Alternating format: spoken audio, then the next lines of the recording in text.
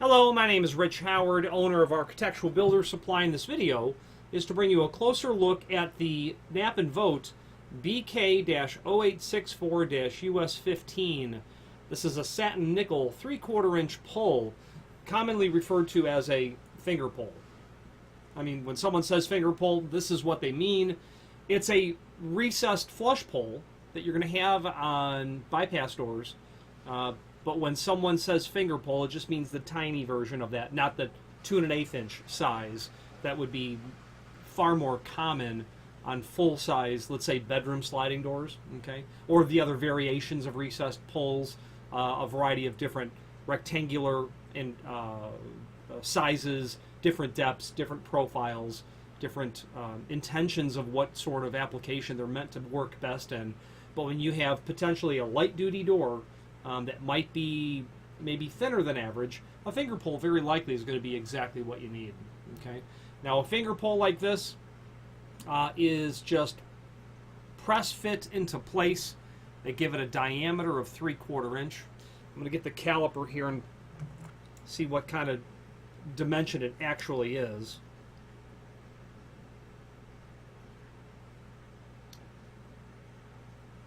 So an outside diameter of the finger pole, an outside diameter, is going to be 0.983. So the outside is 0.983. The dimension of the finger pole per the caliper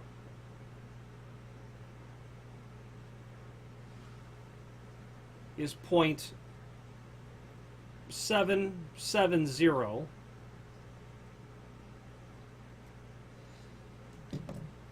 Measured inside of here down to here, 0.770.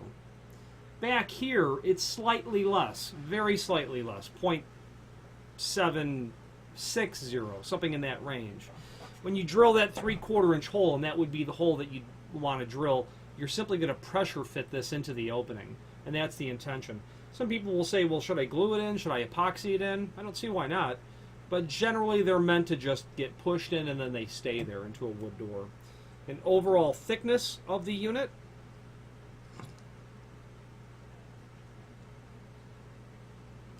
.312. The dimension of the projection, or how far it's going to stick into the door, 0.216 from here to the back side of that. Final dimension. And this video is to serve as visual and dimensional evidence of the piece. I'm sure it's just a finger pole, but it's nice to have this data. The ID is going to be 0.749. 0.749 is going to be the ID. Okay. I drill a 3/4 hole. Should you find that to be a bit tight, which I don't think you will, you could probably just kiss that off a little bit with a file and then push it in, but you want it to be tight and stay in place. Obviously, you're installing this into a wood doors where you're going to use this. Unlike full-size recessed flush poles, there are no tangs or barbs or hooks on the back side of this to kind of keep it in place once you push it in. Okay. There are links below this video to a variety of different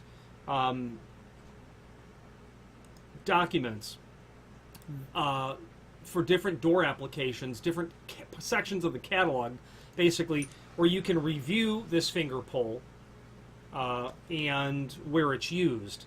Bifold, bypass, pocket applications. You wouldn't use this in a bifold, that's for sure. Pocket, you could use it in a pocket application, certainly, if you wanted to, but bypass is generally where you will see this. There is also a link below this video to the manufacturer's page where you can review not only all of the Knape and Vogt products that we sell, but a link to the sliding door hardware catalog, along with a link to what I call the Knape and Vogt core catalog, which will show you the material that's traditionally understood as Knape and Vogt products, such as high-quality ball-bearing drawer slides, pilaster, shelf hardware, along with their heavy-duty shelf brackets and standards for installing that material.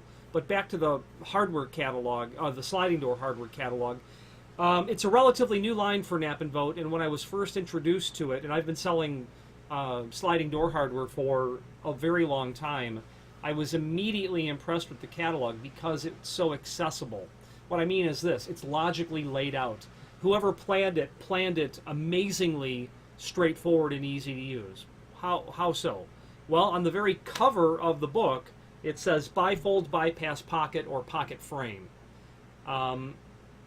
Knowing the application of what you are working on. Is it a bifold? Is it a bypass?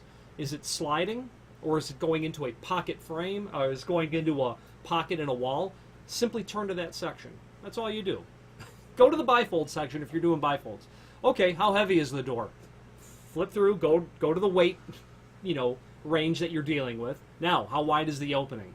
And then you're going to get the part number of the entire kit, but you'll also get all of the part numbers for the constituent pieces that are included in it.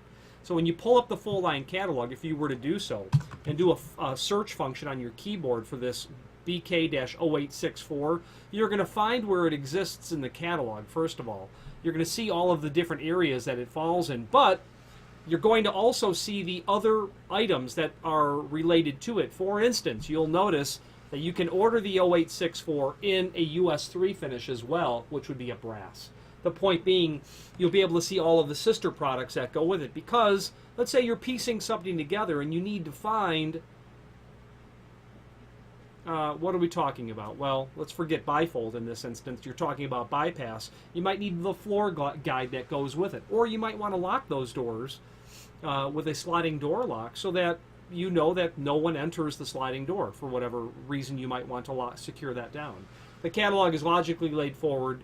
Knape and Vogt does a good job with their material, and I would not hesitate at all to suggest that you review it before making a decision. If you have any questions on the Knape and Vogt BK-0864-US15 satin nickel 3/4 inch pull or any other Knape and Vogt product, please feel free to reach out to us. And thank you.